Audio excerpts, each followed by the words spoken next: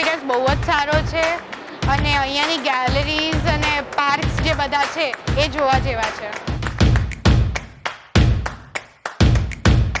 મારું નામ જાન્યા છે અને હું ક્લાસ 10th સ્ટુડન્ટ છું. હું અહીંયા સાયન્સ સિટી આજે ફરવા આવી હતી. મેં એક્વેટિક ગેલેરી, રોબોટિક ગેલેરી અને એસ્ટ્રોનોમી ગેલેરી જોઈ.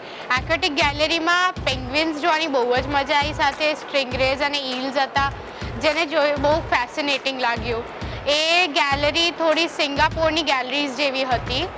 એટલે પછી ત્યાંથી અમે ગયા રોબોટિક્સ ગેલેરી. રોબોટિક્સમાં ત્યાંના રોબોટ્સ મને ફેસિનેટ બહુ જ લાગ્યા અને ધ લાસ્ટ એક્ઝિબિટ એનો બહુ જ સારો હતો, જેની અંદર બધા રોબોટ્સને દેખાડતા હતા કે કયા રોબોટ્સ કેવી રીતે વર્ક થાય.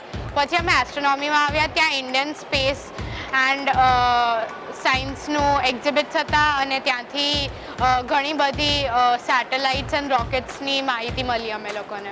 એસ્ટ્રોનોમી ગેલેરીમાં 3 વસ્તુઓ મેઇન છે, જે છે પાસ્ટ, ફ્યુચર અને પ્રેઝન્ટની ગેલેરીઝ.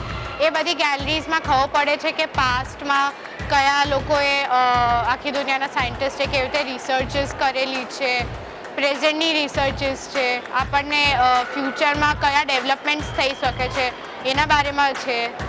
પછી પાસ્ટમાં વધારે એ છે કે મોડલ્સ છે કે પહેલાં અર્થને કઈ રીતે સમજતા હતા અને એમ.